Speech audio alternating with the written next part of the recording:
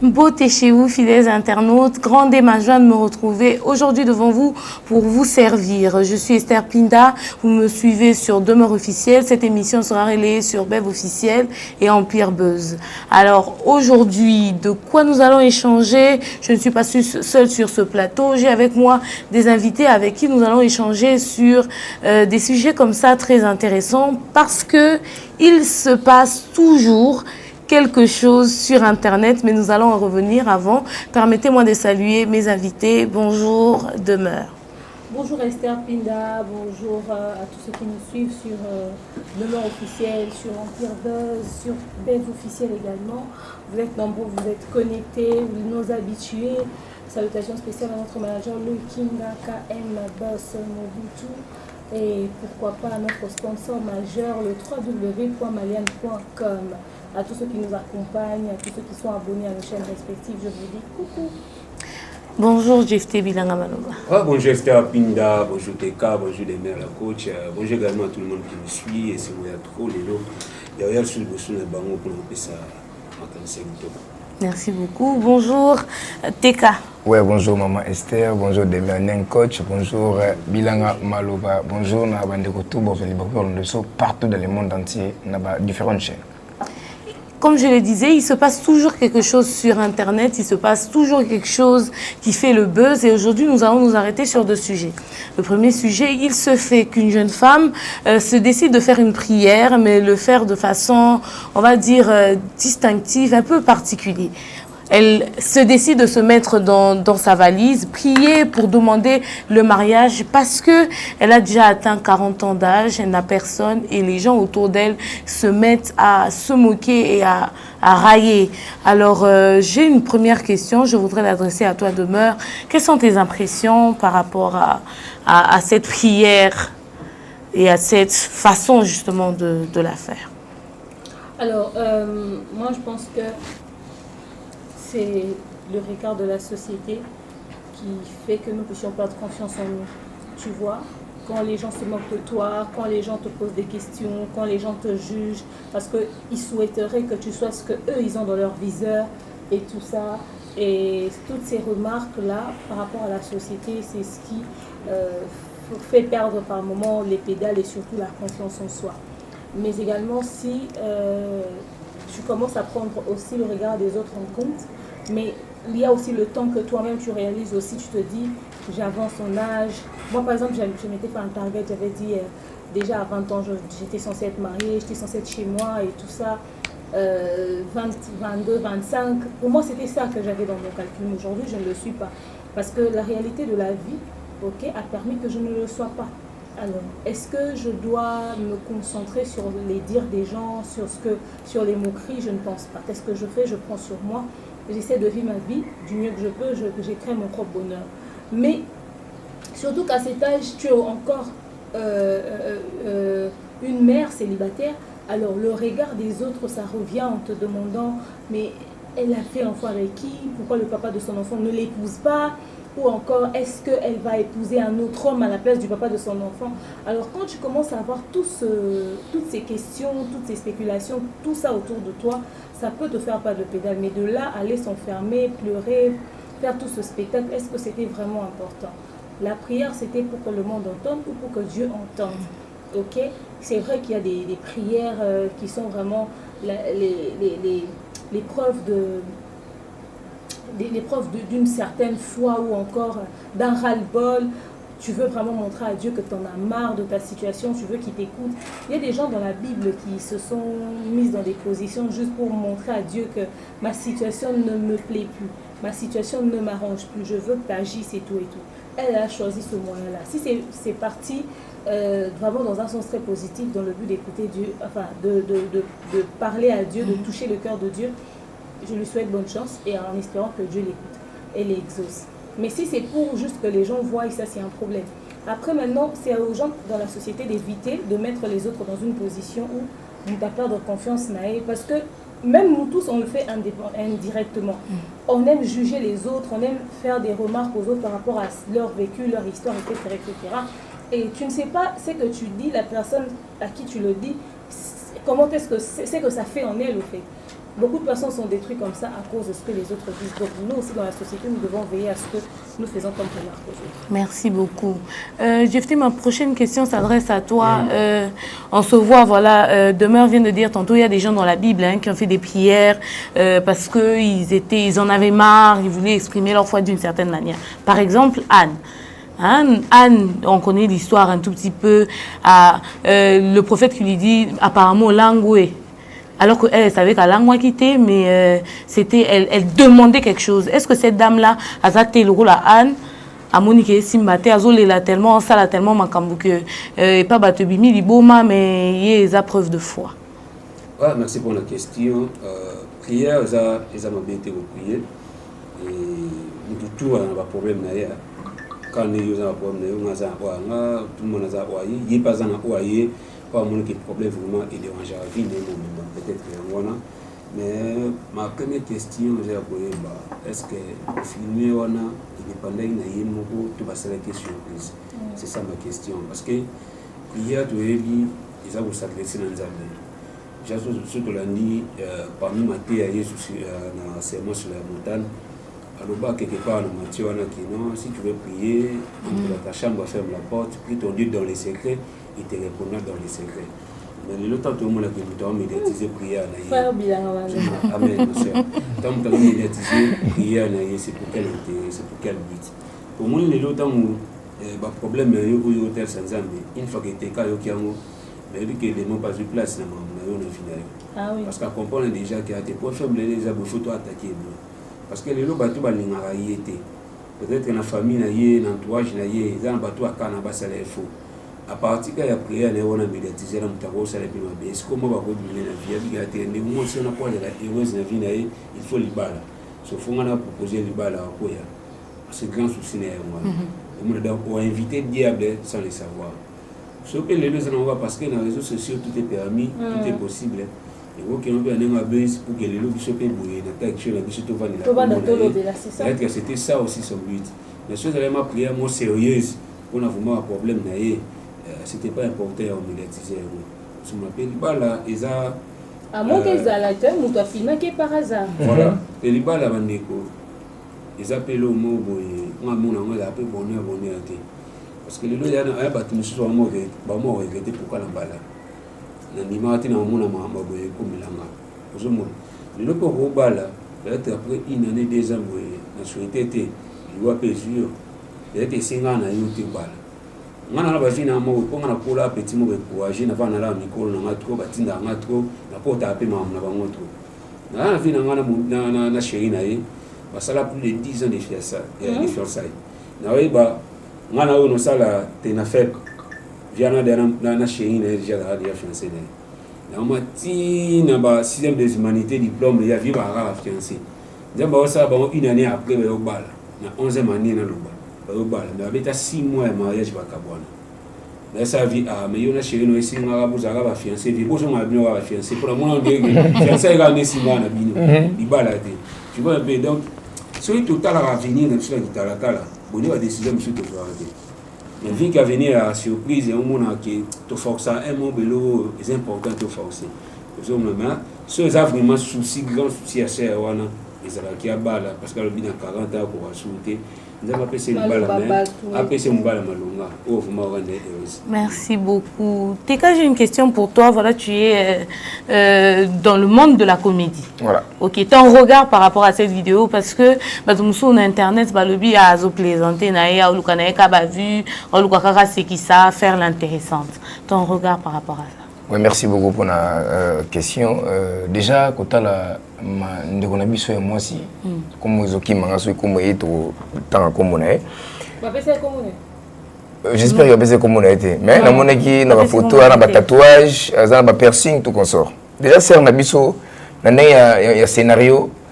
On est un maman dans le scénario. On a personne mabé là. Vous créez notre maman na film on a créé puis maman belé. OK. Dans ce épisode, maman na scénario du monde entier. Bon, certes, sur le maïsa prière, mon vraiment pour à ce qu'on s'adresse à un grand prêtre Nzambé. Mais pourquoi on a pas filmé? Voilà la première question. La deuxième question, si on a la chaîne YouTube, parce que tu comme on a les oyo, ou ça chaîne YouTube, on dit que ah nena boy, faut na lukana créer base. On a maman la base du monde entier. Maman guerre d'ailleurs créer les base dans les bons prophétesses, pas de problème. Ils sont inébnés on est boya. L'on maman guerre da ami côté ici. Base de sous. Si on a le grand prêtre Jéhovah, ça il faut le temps parce que faut attendre départ na. Est-ce que on s'en mêle guino malam? Départ ne zagindeni. Kubana na non parce que kotala eboui départ neto yebité. Les là côté na kata valise baba kangi na kata valise. Donc yini mtatinda yiboka ngina na kata valise. Donc il y a scénario. Ayi na casting na yema sali casting na sali mise en scène na ye avec kinde na boui. Okina kata ni na nuga ngina kamprete nzambe na kati. So ya nzambe na tanga ba Noé na tanga ba vena biso Moïse. Moi maman na Denise bengo kitana mère ngadi na kana katwana. Ko balo sama mususu ko ya te ko sekate. Ko balo sama mususu eza ko finisa no grand prêtre Nzambe. Vous comprenez? Combien de mibalo oboya? Même si mibalo bano ya. Amon garçon ba lox le quoi ba piercing wa bi ayote yo za gigolo. Yo kende nan. Mais or gigolo na mususu ya pona bolingo mo ya solo. Mususu yo boya yo lingi mutaba cravate, mutaba mama net, ba vie claire, mais osuye pété comme na 40 ans. Comme le grand prêtre Nzambe départ nonan. Azonga ça la rétrospection non il y a vu na yimono ya dépanner après ya ozonga susu mais nga komona ya sali prière à bongo pas na ngeza théâtre la comédie. Merci beaucoup. On va finir avec ce sujet par cette dernière question de Meur. Teka vient de le mentionner ici. Peut-être que Batoupé Bayaka Boyaranae, justement, c'est ce que les gens racontent sur Internet, que Bopoussa pe ba jeune fille. Parfois, Moutazo ya Ozobo yati, tant ou Omonipoko, comme on t'a, non, comme on l'est là. Devrait-on choisir simplement parce qu'une personne se présente ou on doit se fixer des principes et justement choisir par rapport à cela? Ne soyons pas trop exigeants, mais ne soyons pas aussi très larges. Il faut faire attention avec le choix, parce que la personne avec qui tu vas passer le reste de ta vie peut être la personne qui va écourter ta vie. Aujourd'hui, nous sommes en train de parler, il y a des femmes qui sont victimes de violences conjugales à cause du choix qu'elles ont fait, elles ont accepté de faire. Mais peut-être garçon en lié un homme yuma. Il a préféré Owana, il a l'air vrai, mais c'est un homme brutal, tu vois. On ne sait pas définir vraiment qui est qui. Il y a des femmes qui se sont mis beaucoup trop d'exigences pour rien. Il y a d'autres qui ont été aussi trop larges. Juste, comme il s'agit du choix pour la vie, il faut demander la volonté de Dieu. Deux fois, tu peux mettre ton mariage en prière, mais quand tu fais le choix, est-ce que tu fais le choix en fonction de ce que le Saint-Esprit te dit ou en fonction de ce que tes sentiments là où tes sentiments te guident? Les totam moularaboé, bisomo tozape responsable de la future la biso. Omoni, tous les jours, quand tu marches, tu rencontres deux chemins en face de toi. Et qui est à gauche, ou qui est à droite. Quand tu choisis d'aller à droite, tu as changé directement l'itinéraire de ta destinée. Quand tu choisis d'aller à gauche, et orienter ta destinée dans l'homme, tout ce qui écoute un peu la réalité dans quelque part. De fois, on se complique dans les choses de la jeunesse, au point où, tant que comme ce qu'on a un moment rencontré conjoint, bisous tellement tout il y a des complications, mais dans ma vie, on rencontre finalement la mauvaise personne. Parce que Dieu a réalisé que ce que toi tu es devenu, la personne que lui il avait réservée pour toi risquerait d'être malheureux avec toi. Qu'est-ce qu'il fait? Il envoie cette personne à la personne qui pourra peut-être bien qui paye, etc., etc. Juste, tout ça, mais là, tout a volonté de 10 ans de fiançailles ne garantit pas un mariage parfait. 6 mois de fiançailles ne garantit pas un mauvais mariage non plus.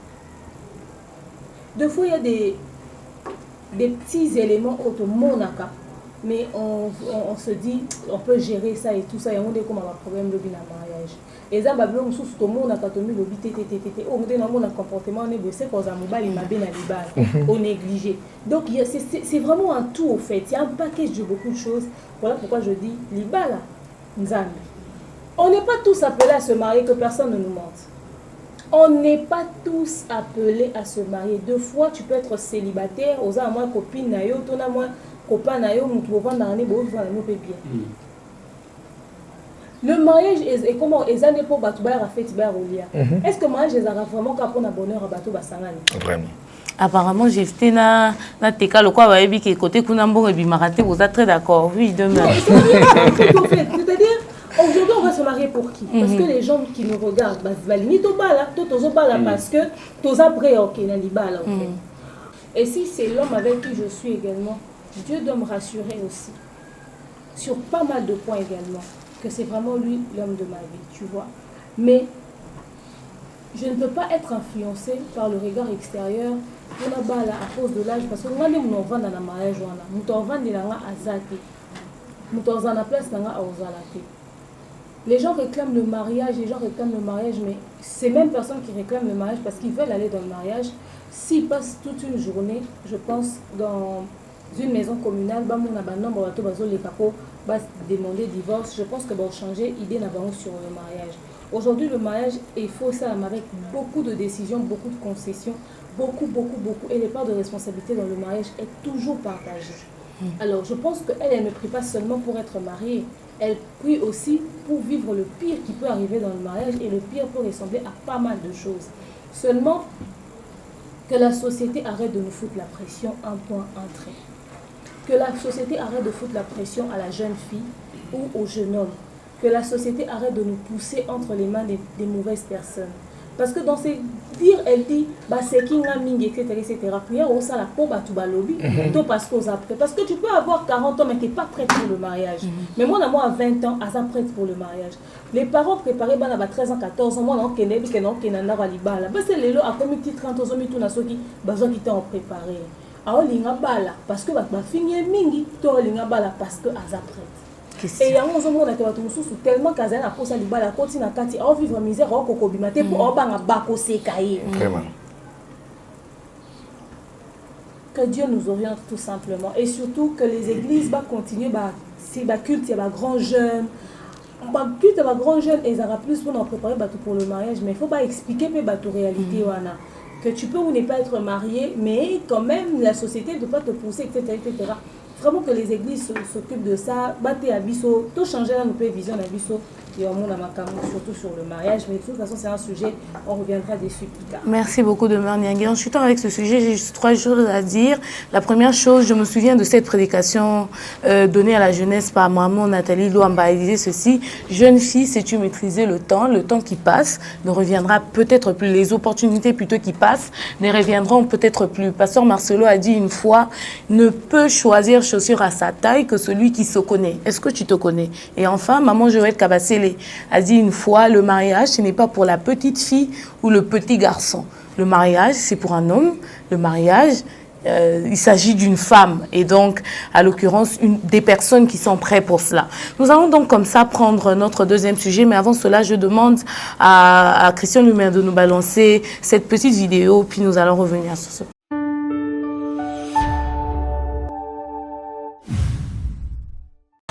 De nos jours, l'hygiène intime est une priorité.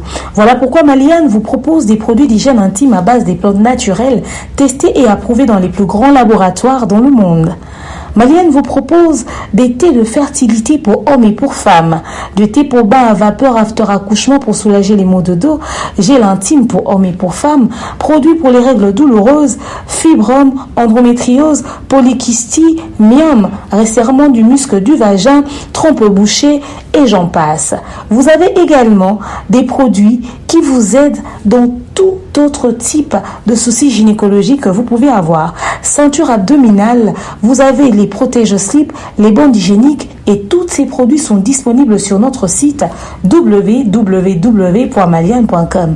Passez vos commandes à travers notre numéro affiché directement à partir de notre site et vous serez livré partout dans le monde.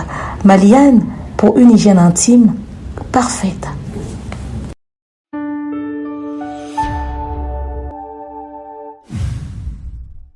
Merci beaucoup Christian Lumia pour cette petite page publicitaire. Notre deuxième sujet est le suivant. Il y a une dame depuis un moment qui fait les buzz sur les réseaux sociaux. Elle se autoproclame servante de Dieu. Elle déclame son amour pour le Seigneur de façon très particulière. Elle a tenu une grande croisade ici il y a quelques jours. Elle s'appelle Maman Gerda. Prenons cette petite vidéo puis retrouvons-nous ici pour le débriefer avec mes invités du jour.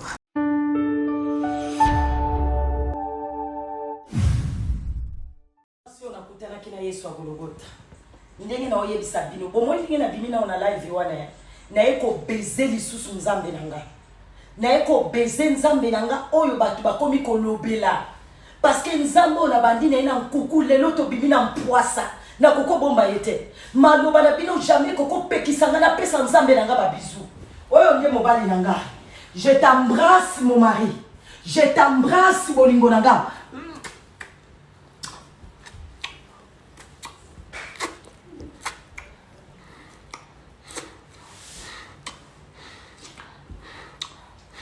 Komba Yesu matili kolo Yesu yaza nyonso pona ngai mutu akolongola ngai Yesu na motema zate na banda ki na ina nkuku lelo bimi na poisa komba Yesu dominé parce que Yesu azanzambe na bomo.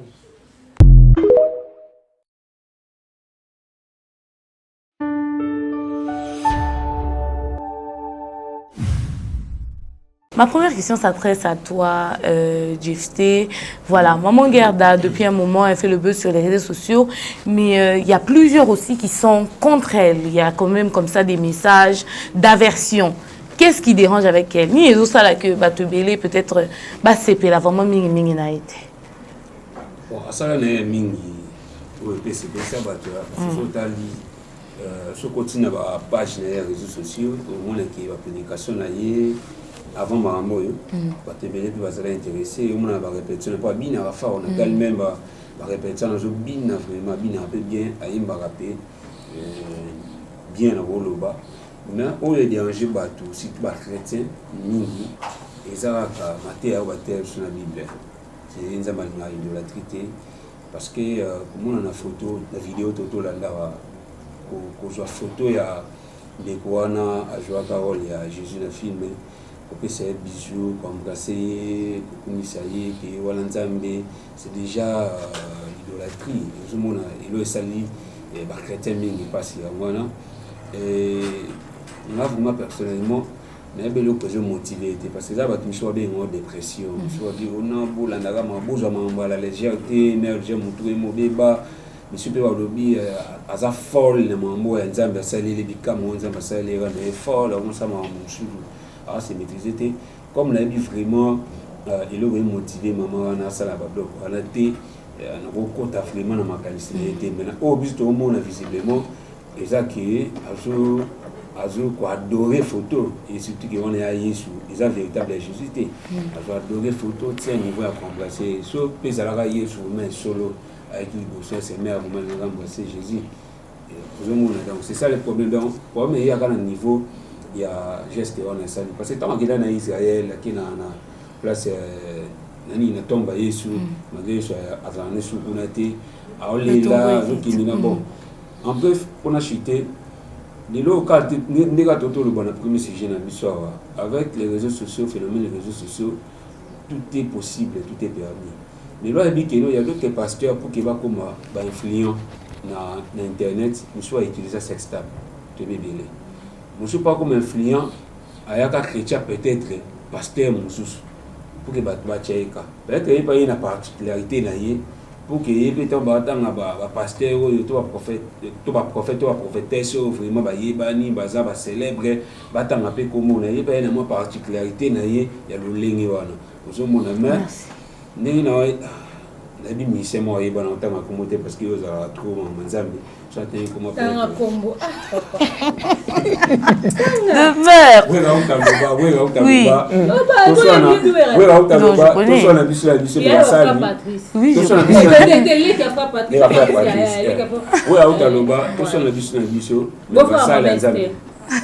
oui mais na basala nzambe te j'attends to protéger basala nzambe bon son nzambe mo grand prêtre ozomona toko blague na makambo ya nzambe te.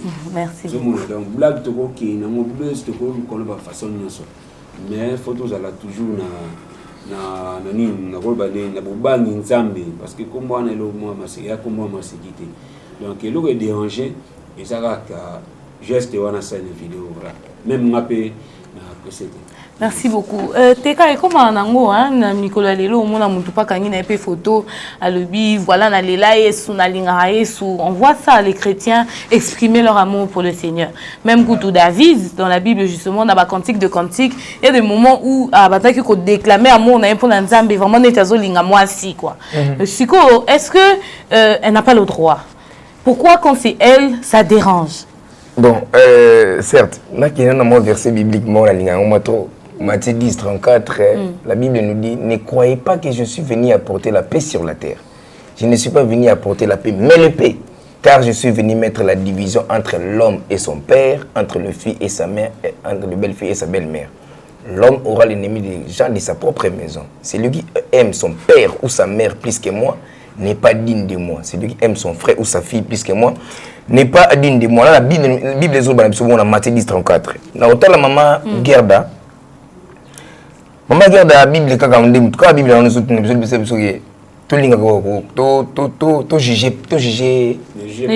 point to juger basala nzambe te mais maman regarde to juger laisse-moi vous dire vrai to juger non maman regarde parce que on est des chrétiens qu'on se le dise couper ça baiser na photo na moto à sala film parce que basé sur ba making of ya film à Jésus ona type on a passé la film ba na dikaya auto benga la diamba abaya whisky na quoi la baba ke kuluzu vous comprenez donc maman guerre de kenabiso to be en idolâtrie parce qu'il y a komisi photo oyo atikala ko mona te toujours battre maman guerre de si réellement ils ont dépression mais maman guerre de comme dépression comme qui monte mabe na ko troubler ordre public ce qui président il y a ba chrétien zalaka maman guerre de fois elle a interpellé d'abord maman guerre à la barre au vandiwana Maman guerre de mon oyosali eza mabe biso etake ba crédit to ya idolâtrie eza lisumu tala boyebo mais acte oyosali et là on y a tindi au sala bongo frère nanga utolo belo mo abike il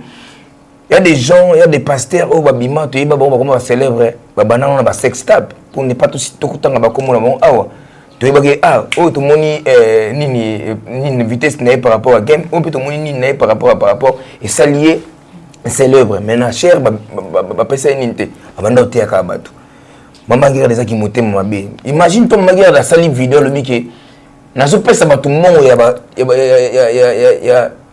ko futela mais sur la pesa mbongo nanga faut ça la vidéo na TikTok là nzamba pesa ki yo mama ngira si réellement mama nzamba on pesa bisou na zuliembanga to solongo pembe zuliembanga na vidéo bongo apesa ki yo épanouissement. Est-ce que a ça la vidéo pour n'a pas sur succès on a mais yo pour kabila mutu mongo faut ça la vidéo pour kabila mongo mama gerda muté mama be biso to ngande tinga et déranger nga et puis na juger mama gerda s'il vous plaît aidez biso là où qui Israël ni no kutena ino kuna so expliquer biso ni no kutena Israël wana pour que la mama gerda boy elle dépression té a vu le quoi Paul sur le chemin de Emmaüs à mon aki lumière te eza mabe eza ki mutema mabe soko sala ngobongo imagine ton mutu na mbasu te ala yambi na plateau kosi ke na kina mbasu abiki singa mbasu isa oh le bango frère na biso pasteur na biso na denili ça ba isa benga ngoni terme na ba benga ngona makiona merci beaucoup isa ba makiona mama sa joie kenda azaya succès za rasute bango pe bayaka bongo mama gerda oya so mama gerda eza mama nzambe atindi hier ça na mboka na biso pas de problème to pese temps auto année 2024 to année 2025 soki a propulser na makamuni oyo on a ce nzambe mutindi mais mama gerda to comme 2026 te mama gerda comme on est ici là ils a base aye na internet pour que ba chaika mais to chepeka a mati miniature au matabe miniature au connaître toujours mata miniature mais to salane peka un jour pour merci beaucoup demain Nyangi Teka était en train de dire quelque chose ici que il faudrait peut-être que Vandisaye interpeller au niveau des communautés mais on se rend compte j'ai suivi une de ses vidéos où elle disait azotea Lilubanzambe, mais n'a pas vraiment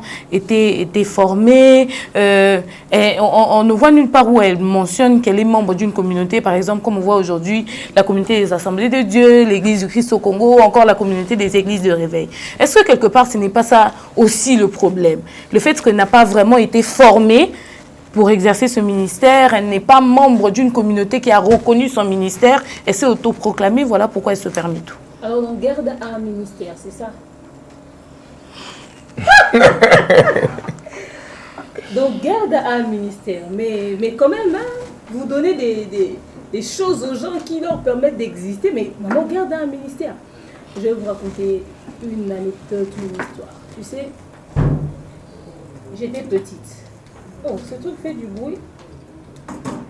Je sais même pas que c'était allumé. Quand j'étais petite, j'allais chez ma grand-mère. C'était une cour commune. Alors, moi quand je grandissais, je me disais que j'allais devenir pasteur. En 4e primaire, déjà, moi je commençais à composer des chansons parce que je compose beaucoup de la musique gospel. Alors, comme je disais que j'allais devenir pasteur, j'avais fait ma propre église à moi, que j'appelais les enfants rachetés du salut. Je réunissais tous les petits enfants de la parcelle et on faisait tout un culte. Hein. J'avais même ceux qui chantaient, on chantait, et puis je venais prêcher. Je prêchais quoi? C'est que j'avais appris à l'écodime dimanche. Moi, le lundi, quand je viens faire ma petite église, je viens ramener 100 enfants. Qu'est-ce que je vais... Pourquoi je parle de cet exemple-là? Dans mon innocence, 4e primaire, 5e primaire, 6e primaire, ils ont sakana. Ils ont débat, ils ont sakana. Bon, mais ma solo. Bon, souvent ça, j'ai papa et maman, on va dans cette église. Siko, je me dis, dans mon innocence, je savais que je devais rester dans les normes. Et je savais que celui qui avait joué le film de Jésus, c'était pas Jésus. Parce qu'à l'époque, ils avaient dit, système à bâtir, film est sur le terrain, moi, les 25, les 31, les 25, les 24, voilà. Total, les 25. Je savais qu'à ce jeune âge-là que j'avais, que je devais respecter un principe. Moi, j'ai grandi dans une famille chrétienne. Ma mère était dans l'église des réveils, mais également catholique. Parce que notre grand-mère nous ramenait à l'église catholique. Donc j'étais entre l'Arche de l'Alliance chez le pasteur Israël Tiembe, la Compassion chez le pasteur Marcelo Tounassi et l'église catholique. Tu peux imaginer que des fois les veillées, moi je préfère aller aux veillées de Noël à l'église catholique, les nouvelles à l'église catholique, mais également, moi j'ai chanté à la chorale de l'église catholique. J'ai beaucoup participé dans des activités de l'église catholique. J'allais dans la CVB, dans l'église catholique au fait. Mais je savais que je ne pouvais pas m'agenouiller devant la statuette. Parce que à l'église catholique, c'est ce que les gens faisaient. Bakenda grotte, t'es pas Vierge Marie et tout. Moi, je n'y allais jamais. Parce que quand j'allais à l'Arche de l'Alliance, on me donnait une autre prédication et je l'ai comprise, j'étais petite. Mais ça ne m'empêchait pas d'aller à l'église catholique. Parce qu'il y a une partie de l'église catholique que j'ai toujours kiffé jusqu'à ce jour. Maintenant, je me dis, une dame comme Maman Gerda, elle est hyper vieille pour ne pas connaître ces petites choses-là. Déjà. Elle débarque en Israël, elle pleure, etc., etc. Moi aussi, je rêve d'y aller. Je rêve d'aller voir, visiter, etc., etc. C'est vrai que certains lieux où certains endroits ont été bougés, les choses qui sont là ne sont pas vraiment ça et tout et tout. Mais quand même, savoir que l'histoire qu'on nous a montrée, ça s'est passé par ici. Et ça, est amusé, mon bon. Donc, ça peut que faire du bien. Et en ce qui concerne Jésus, il y a des gens qui pleurent, il y a des gens qui crient, en réalisant vraiment que c'est une histoire qui a vraiment existé. Il y a même des endroits et tout et tout. Mais la dame, elle a voulu d'abord se faire remarquer en faisant des crises parce qu'elle était allée voir la tombe de Jésus. Mais ça ne se limite pas là. J'ai jamais vu quelqu'un qui pousse les gens à se convertir avec autant de colère. Elle met les photos de Jésus partout.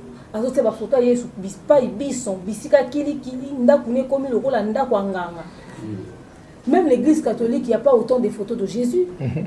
Et la manière à saliter, il y a modèle. Et les gens sont mitigés au fait. Aucun chrétien n'a autant de statues de Jésus à la maison, des photos de Jésus à la maison. Au fait, on sait tous que c'est un acteur. C'est vrai que de manière symbolique, on voit photo à Jésus, peut-être parce que les photos, il y a symboliquement à Jésus. Mais de là, aller s'incliner, couper sa bise, etc., etc. Il y a une vidéo qu'on va mettre, que Christian Lumière va illustrer tout à l'heure. Accueillir quelque part à Salissi, photo à Jésus. Bato a milieu wana abendi bango baya bakate la Jésus na salut. Ça voilà na zamba ma. Voilà. Mais quand Azo okata à Jésus, elle dit des mots dans sa parole, dans sa bouche qui ressemblent à une incantation. Makambolo bana mnorota ngokata salut et ressembler à une incantation en fait. Na ba parler en langue néwana lo ba tobité souki wapi. Sauf peut-être souki uti wapi. Mais il y a une autre question que je me pose. Elle œuvre en tant que qui? Quand elle a décidé de faire son action évangélique, en tant que qui? Aujourd'hui, n'importe qui peut se lever à louer espace public à sa action évangélique. À sa évangéliste, à sa pasteur, à sa intercesseur, à sa maman moi qui est Israël, a décidé à sa à la musique, à sa les mouvements, etc., etc. Mais tout ce qu'elle fait, elle ramène le peuple de Dieu à la perdition. J'ai aimé la question que Teka a posée. Yo nzamba pambola ki afirma ki ote. Pour nani yo so il faut kabela muto apesa ki o ya ofele. Muto apesa ya ofele afirmer ote mais yo pour kabela eloko babi reçu gratuit, don gratuit. C'est même dans la parole de Dieu. Voilà. Mais yo zo lo banga pour na kabelo, il faut o n'est-ce pas on dit ma ba filmer. Et cette phrase qu'elle dit aux zongi ça y est tsunami tema, ça part d'un message positif. Parce qu'il y a beaucoup de personnes qui n'ont plus Dieu dans leur cœur. Deux hommes, ça y a l'air positif. Hein. Mais est-ce que vraiment, on est en train de parler de la même personne ou elle est en train de faire une incantation à couvrir un combat à Jésus? Parce que qu'est-ce qu'elle dit? Deux hommes, ça y a il y a mata à Pessio. Il y a mati à Pessio. Est-ce que vous avez dit Jésus au bêta? Tout l'Israël, kuna a simbi bama ine mususu. Elle ressemble plus à quelqu'un soit qui est devenu folle, soit qui fait une dépression, que quelqu'un qui prêche vraiment la parole de Dieu. Il y a beaucoup trop de contradictions. Il y a beaucoup trop de contradictions. Et pourquoi l'Église corps du Christ ne met pas une main sur elle au fait? Pourquoi on ne l'interpelle pas pour l'écouter et la comprendre? Quelle est l'Église où il y a Zara fidèle? Parce que on a bandi, atikalo le baté la sambe ya isikatel, na uti isikatel. Moneti ngaine na vandia, kana bisolo na obeta. Oyoki da que la sambela na l'arche de l'alliance c'est pas pasteur Israël Tsembe quand j'étais petite na sambe une église catholique na sambe la compassion pas pasteur Marcelo Tunas. Bon sikoyo yé banda bandi olobato ka tesika sambe la raté atesika que na culte dimanche parce que quand même il faudrait que kutana na ba cadre na eto yeba mundi mina bino ozo se absolument des ordres na kata ville à Kinshasa. Elle s'est permis d'imposer les mains sur les têtes des gens. En tant que qui? En tant que qui? À ça, il peut miracle votre babi qui en tant que qui? Bah, donner les si basé à pasteur, en tant banda, ça action. Marie, mais ça, moi, chante gospel. Il y a un auto classé, peut déjà chanter gospel. Donnez toi les lamas ici, Kunda Boye, peut auto classé dans la maman ici. Il n'y a pas un marabi dans l'année, j'ai fait un banda au bateau. À danser à l'époque, il y a Venabiso Kwata. Ah bon? Ouais. Mais tout le monde a bon, tout le monde a bon.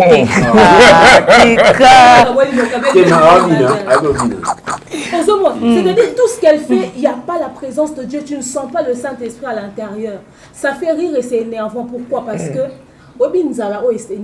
n'importe quoi. C'est ça. Le quoi et ce qui me fait le plus mal, c'est qu'elle est en train de travailler avec les agents de l'ordre de notre pays. À Otamboana, il va faire des essais. Si il va faire des essais, il va faire des militaires. À Otamboana, il va policier. Pour aller au PC, mettre normal à sûrement, elle a soumis une demande. Elle a soumis une demande, mais est-ce que c'est pour filmer ces gens-là? Est-ce que c'est pour filmer?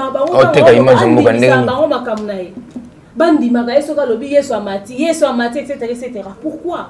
Pourquoi l'autorité va interpeller? Ce qui est plus énervant, c'est que M. Kiso Bosemba, qui est dans sa pasteur Marcelo, pour l'esprit papa ou Emmanuel King. Pourtant, la prédication était claire, le contexte était clair. Ce qui est pour la moussous, regarde d'abord bien tes points. C'est-à-dire, tu as des nilesi, et puis tu as juste y a moi aussi. Mais il y a pire qu'il y a des nilesi. Il y a pire qu'il y a des nilesi. Et puis, le format de ce qu'elle fait n'a aucun élément d'évangélisation ou de christianisme. Rien du tout. Du tout. Au contraire, on dit que dans la secte, on a enrôlé bateau. Et bien, on a abonné, on a voilà. Parce que c'est tout sauf normal, c'est que la longueur d'affaires. On se rend compte que, voilà, malgré tout ce qui est dit et tout ce que tout le monde peut constater, elle draine quand même de foule, elle draine une masse. Voilà. Est-ce parce que, tout justement, peut-être à Seranda qui compte que moi, Liloba n'est sali qu'à prendre conscience, ou tout simplement parce qu'elle donne de l'argent et les gens ont faim. Est-ce que au niveau mangue pour là, combien de c'est ça? Tout le monde pour là, combien de Tous un kilo satazana au vivant. Satazana au vivant. Sataza pe na bateau il y a pas mola. Sataza pe na bateau il y a pe ça pe le coup. Surtout il y a autre côté il y a succès ou ta sarana té. C'est pour nous facile. Voilà. Je mon. J'ai surtout trouver surtout normaliser on ça la plein évangélisation mon boto à miracle mon 2024 surtout au Cameroun mais je là bas tantôt on a déjà là bas on a quelques tout le monde a déjà m'embaboué. Il laisse vous ta témoigner. Après à dévoiler va secret va pasteur rebelle va tout ça va c'était à l'époque parce que mon donc c'est évident les lots au monde après moi parce que assimilé à blanc moi va aider et surtout les Congolais à la gamuto il suffit à avec la place en va mettre le soleil les locaux y a vivant mon ba tipo yo bateka ba kisa boko moso ba nika sujet hémorroïde et bi niveau à toi tourne na ba yo ka alu ba nini pour un hémorroïde alu ba nini pour la faiblesse sexuelle je mon alors il suffit merana no na zo sa miracle na bato ba na pandicite bi comme ba na pandicite mbo na ça miracle mo boy ya bato ba na chômage bo za misala bo za voyage bi comme les minutes ba na pour ça voyage ba na pour ça que chômage est vidé je mon donc ça va te délai on a vidéo moi ça dans compte na azuba mbongo akiti na se olobi yeso amati ozo ngunza me lokoti mbongo zaki ba francs so 200 000 francs voilà t'imagines nzalata niveau comme ça somme ce que je sais que mutumo et place la dame musulman mo boya non c'est ça ayele pour la maïs sointé mais Jésus peut certains comment on landaye après miracle on a 5 pains et 2 poissons bato on a landaye bien sûr Jésus a kataki bango pour ebisa bango pour leur remettre sur l'ordre mais il y a des gens justement c'est pas nouveau que Mutua landa pour un intérêt autre que le simple fait à message. Non, il y a deux aspects. Le premier aspect de Fshogino, où est la prophétie, où tu m'as pas dit, pardon, la prophétie de Nini, don, Robert Malois, don, moi, c'est divin, où tu m'as pas dit, oui, c'est normal. Mais comme tu as un kilo, c'est à vivant. Bablom choupe, tout m'avoir été dans le et un je m'en pour la geste mon mère à ça là na façon à s'afficher la façon à se comporter né pour se bisoto comprendre réellement qui non mère qui demande à côté nzambete je m'en alors bande ko na pe boya wana je m'en bande ko boya na pe surtout on m'a to landela bango ba tout bango ba témoin c'est 100% on a dit attaque 99% bateau au boya kuna la wana ouais yo amate ya mais on était c'est ça il suffit qu'on a eu gâté nzamba mati moka poche ton bureau Jonathan mana ozo moto a pour nous parler joli maman na scénario mo beleke kana sira afongo mon magasin sur une mère mo boyer a panzi bala mo boyer afutaka batu na 0 attention les misa ba ozoka mo kana 0 et je les même maman na matata so général ba mo boyer pour tout éclairer game montage ozomona de la bloc à bongo ils ont bloc to vivre et comme les amours ba si il y a fait du monde au Bible prédisait temps de la fin comme moi bloc boité déjà quand pour être mort ba délai ba barbelé la Seigneur tout ça les là yo na wa ndakulu ko yambikuti attends on a ambiku de la bongo merci comme les ana parapluie mo protéger ba ça na nzambe na Bible comme on a jugé point ne touchez pas à mes oins voilà yo mon mon totalement ba retenir il y a jugé ma merci beaucoup. Wana azmatina live moko bato balobani ta sili kini ba gangela ba. Moi je m'attends live na biyo za muto Jésus d'abord babi lent à la colère, riche en bonté, lent à la colère. Merci beaucoup. Teka, justement, je veux te poser une question par rapport à ce que Demeure est en train de dire. On se rend compte que voilà, il y a ce message, et en même temps, elle fait des lives où elle parle du fait que plusieurs abandonnés, mais plusieurs bazar dans le faux, notamment ceux qui sont sur les réseaux sociaux. Et ce message-là est virulent parce que Azo Lobelango n'a pas dit mais oh, c'est que quelque part ça va pas. Est-ce que ici n'est-il pas grand temps peut-être de revenir sur ce qui se faisait dans la Bible? Vous verrez dans certains passages, on dit là Ésaü rencontra une école de prophètes. Aujourd'hui, tout le monde a battu le ministère mais combien bazo prendre un peu le temps? Il y a qu'au vendre pour qui sait bon, aux en appel, il y a côté à peut-être mais côté à on essaie de marabouer au milétique, comment prêcher, herméneutique, comment interpréter la Bible, tout ça. Est-ce que le problème paysan quelque part est à niveau en abattu au vendre pour bailler quoi là? Bah qui m'bogo passer ça, tiens bah m'bogo passer ça, bino mokatsa ça bah fancy, m'bogo passer ça dans ligne ça. Quand la maman Gerda, oui certes, m'embrouille dans TikTok, dans les réseaux sociaux, pas sur 100%, il y a bah TikTok 10%. Bazana mongo bayebi yesu mais 80% nem sou bayebi yesu là à cause on a raison mais na ndenge nini parce que maman Gerda tia bandi ko sala ba ko prêcher ko c'est tout selon bon ko prêcher ba makamne on a tout ça là na tanga ta des versets bibliques jamais na tanga des versets bibliques oui c'est yesu mata to boité verset nini le big yesu ba mata pour la biso au décortiquer les missions versets moi un exemple nini apocalypse pour élever le roi de gloire ouais au tout la bible beaucoup et beaucoup condiment au fond lire on décortiquer les missions bible au biso que verset moi le bible bon on a mis thème comment on a mutema ezalaka mutu ye mo na mwendoki poti ki ndoki conscience de mo ça maman Gerda esenga as l'interpeller na biso yo départ nga maman Gerda osenga as l'interpeller ou as ko troubler ordre public comme pas possible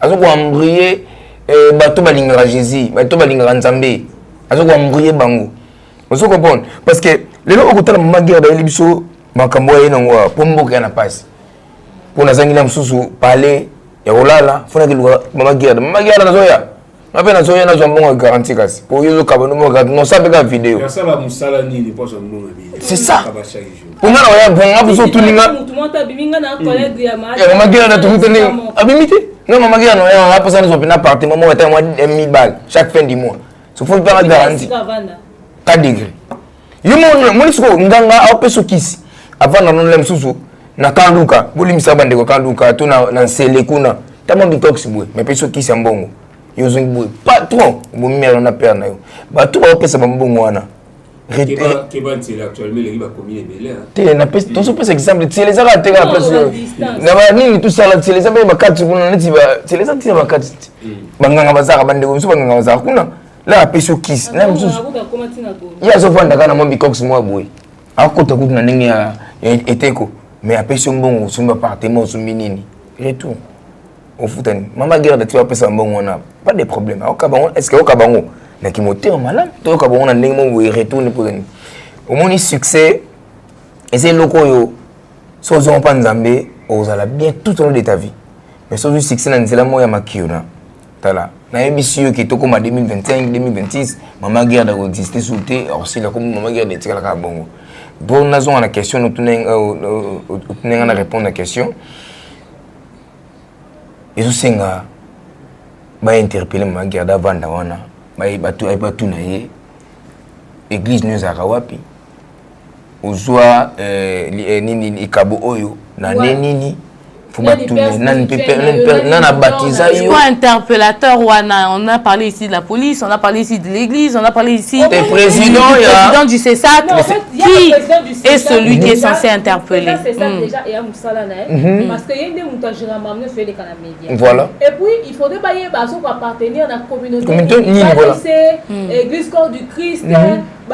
Assemblée de Dieu parce que chaque nini wana bazakana ba représentant na bon ba chef on a interpellé. Tu veux poser quelque chose d'important, tu disais quoi? Et qui l'a formé, qui a fait ci, qui a fait ça, etc., etc.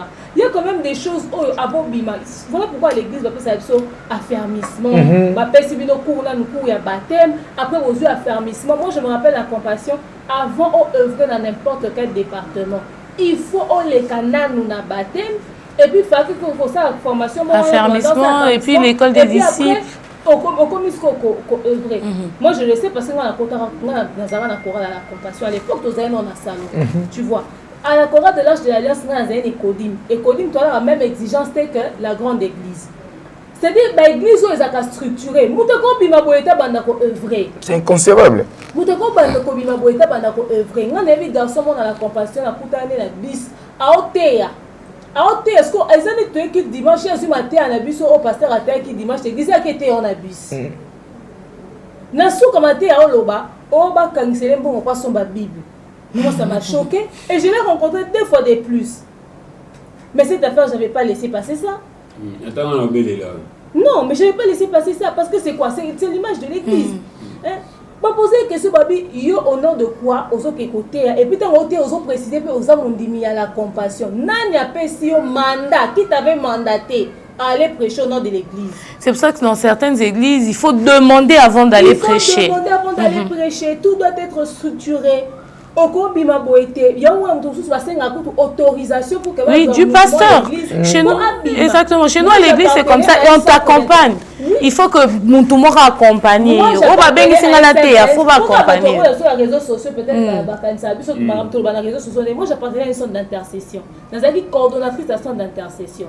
Ceux qui m'invitent à exhorter quelque part, pour nous prêcher, prêcher c'est un pasteur. On exhorter quelque part, c'est une autorisation à berger na biso ya nini. Et à tindo na batu, au kende yo mon côté, batindi yo na batu. Et puis à la rapport, comment tu t'es comporté, comment ça s'est passé, est-ce que et puis à l'unga va méditer qui bien etc. Parce que c'est l'image aussi de son enseignement.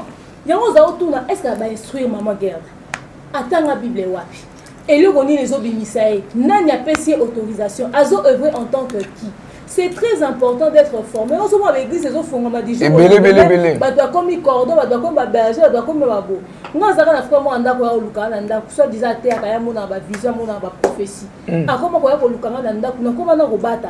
So kaya ko beta porte na obimate. Yo ya ko la karaté. On a mon na téléphone et comme un se rend pour appeler ça ba prophétie.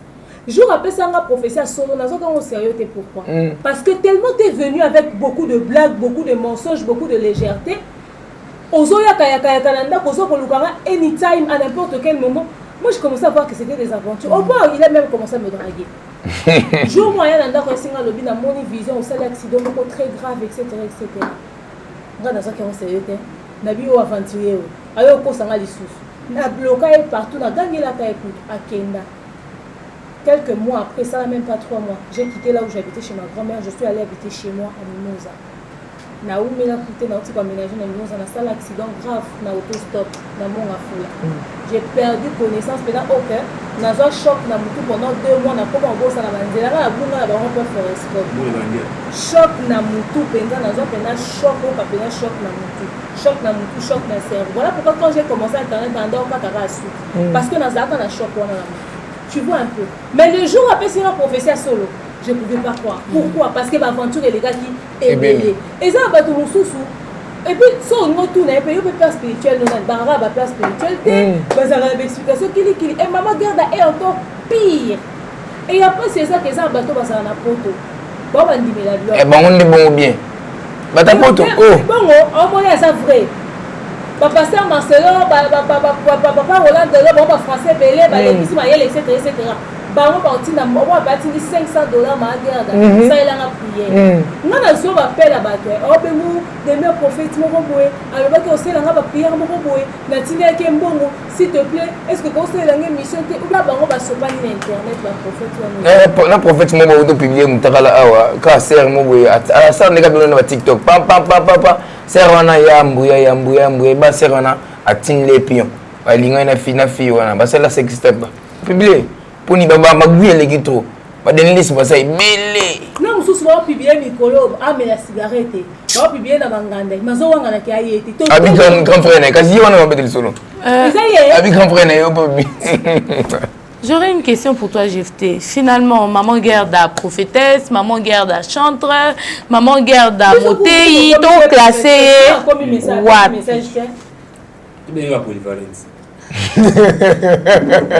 Avec à tout terrain. Voilà. Ma sonne na CP ne boté danse. T'es orbiné. Assez dans ces années. Aibo bina. Allez, qui m'a ça passer à Tom. Allez, qui m'a dans la dèche. On a blague, aibo bina. Allez, qui a animé. Abina anima coaché bango donc Non, pas au pesta. Voilà. Maintenant, déjà, il y a Donc, une mobilité. na analyser nyonso oyo asala na conclure kaki eza na base na maluka asali wa succès. Mais na comment Nzambe quand même. Ana ka influenceuse sur toucher point oyo eza sensible. Oh, distraction congolais. Point eza sensible. Pour ça yaki na ndenge ya kofinga musicien kofinga pasteur Mike kofinga pasteur ba monotonie a déjà boire créer moi particularité na ye. Bien sûr na point mo bien yimo. C'est déjà jamais vu. Question na quoi na yimo, c'est pour la première fois. Israël, la Yesu. Mais oui, c'est pour la première fois que tout le monde a monté à embrasser photo à Yesu. C'est du nouveau. Dans particularité wana yimo. Ata ba catholique ba moko. Et pas lobi wana mobile na ye. Jonai. J'aurais une question d'ailleurs à te poser à ce propos, oui, mais GFT, tu étais en train de conclure. Nous sommes vraiment arrivés déjà à la fin de notre émission. Et côté à bus, à créer singularité,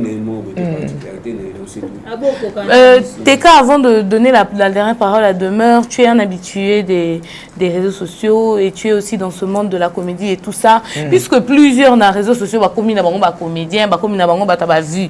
Ceux qui t'ont lingato, tous sélectionné peut-être les vraies personnes à suivre. Quel conseil tu donnerais à quelqu'un? Parce qu'on se rend compte qu'elle est très suivie. Et là, au moment où ça la biso ta alerte, so moni mutu bo. Na communauté na biso za moi pasi. Na communauté na biso senga batu batika mitakala, batu babina pamba na réseaux sociaux bango balanda bango nde bango wana. C'est ça. Ou ba finga ba bêtise bango nde ba très content ou contente. Donc le problème n'est pas tellement bateau bazo ya ko exposer ma caméra. Là ne bateau on va étudier marché. Ba étudier ce qu'on marche, mais des petites températures non. Réseaux sociaux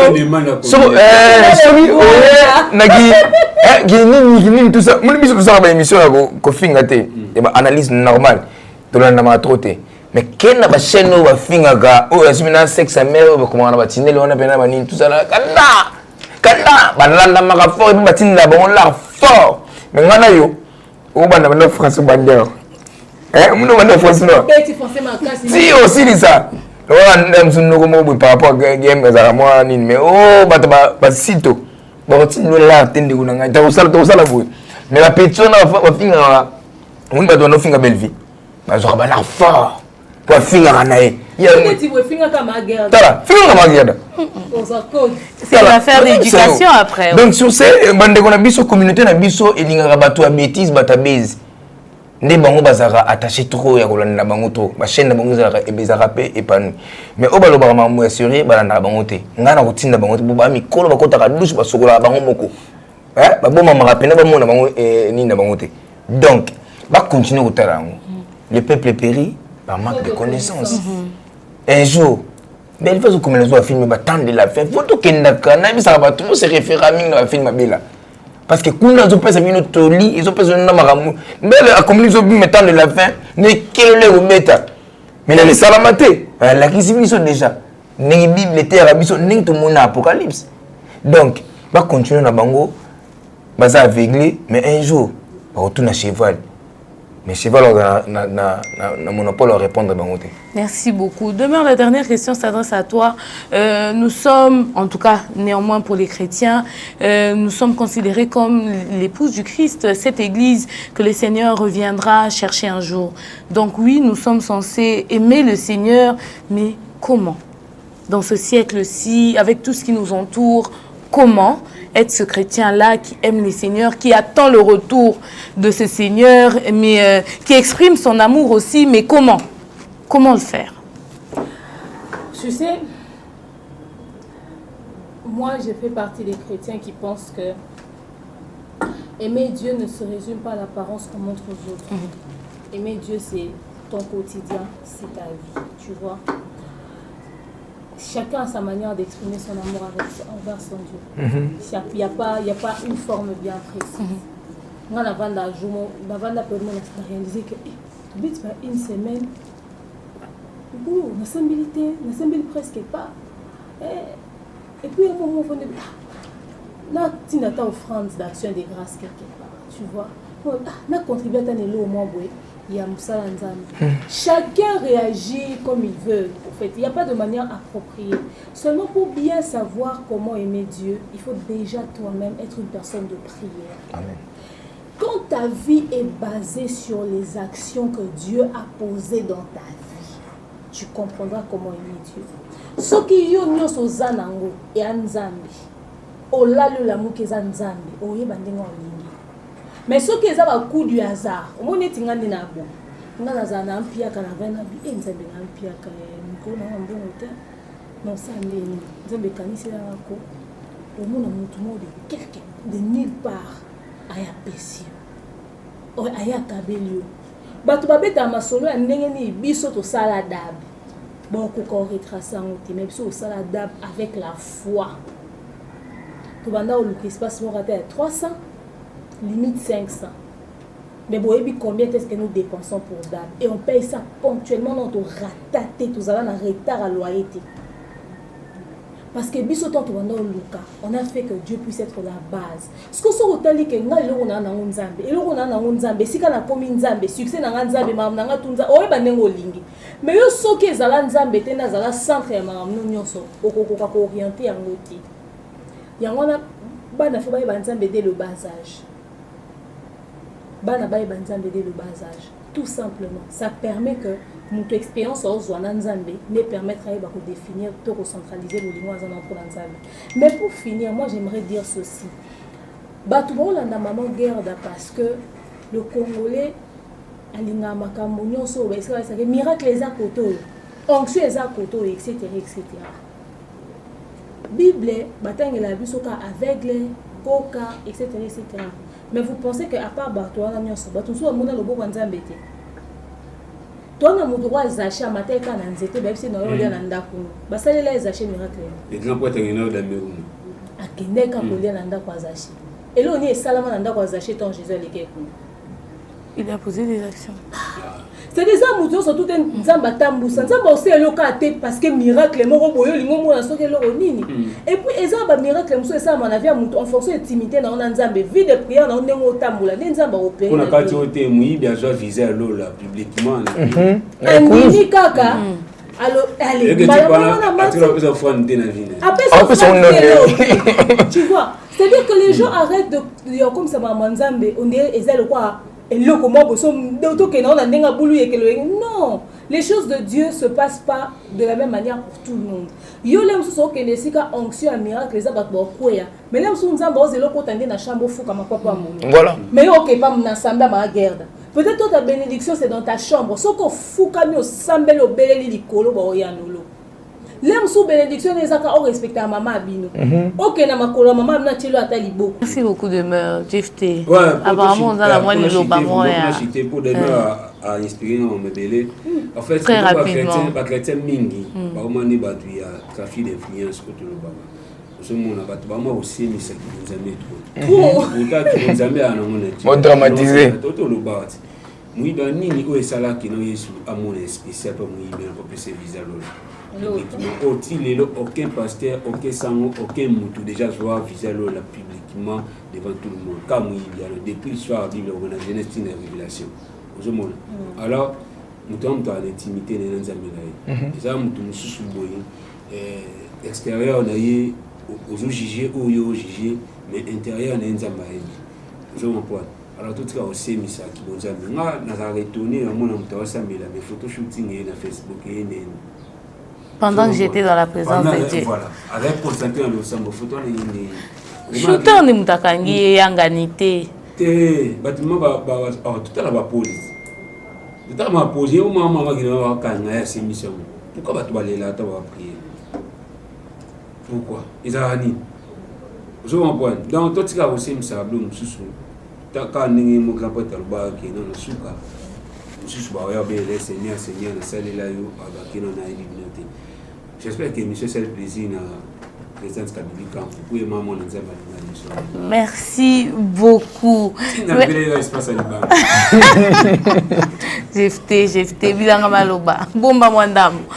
Merci beaucoup à vous qui nous avez suivis. Merci beaucoup Demeure Nyangi la coach. Merci beaucoup Jefté Bilanga Maloba. Merci beaucoup Tekas Perfi. Ouais. Yeah. Merci. Prochainement.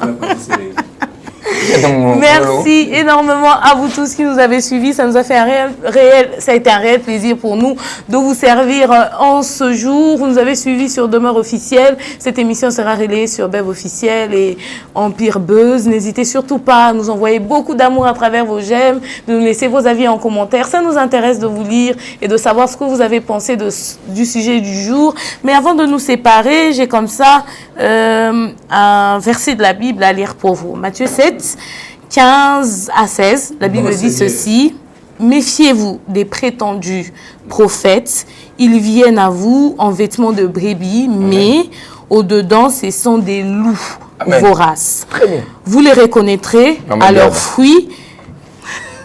Vous le reconnaîtrez à leurs fruits, cueillant des raisins sur de ronces ou des figues sur des chardons. Donc, un petit conseil que j'aimerais ajouter sur ce qui a déjà été dit sur ce plateau, il faudrait vraiment prêter attention aux fruits que produisent toutes ces personnes qui viennent au-devant de nous avec le nom de Jésus. Le sont-ils forcément chrétiens ou pas du tout? C'est avec leurs fruits qu'on le reconnaîtra. Du reste, les chrétiens étaient appelés chrétiens parce que leurs contemporains disaient qu'ils étaient comme Christ par leur habitude, par leurs actions. Et enfin, je nous invite à être comme les chrétiens des bérets. La Bible dit qu'ils confrontaient tous les enseignements avec la parole. Ceux qui ne cadraient pas, ces enseignements-là étaient rejetés. Merci à vous de nous avoir suivis. C'était Esther Pina à la présentation. Retrouvons-nous très prochainement avec le même plaisir. Bye bye.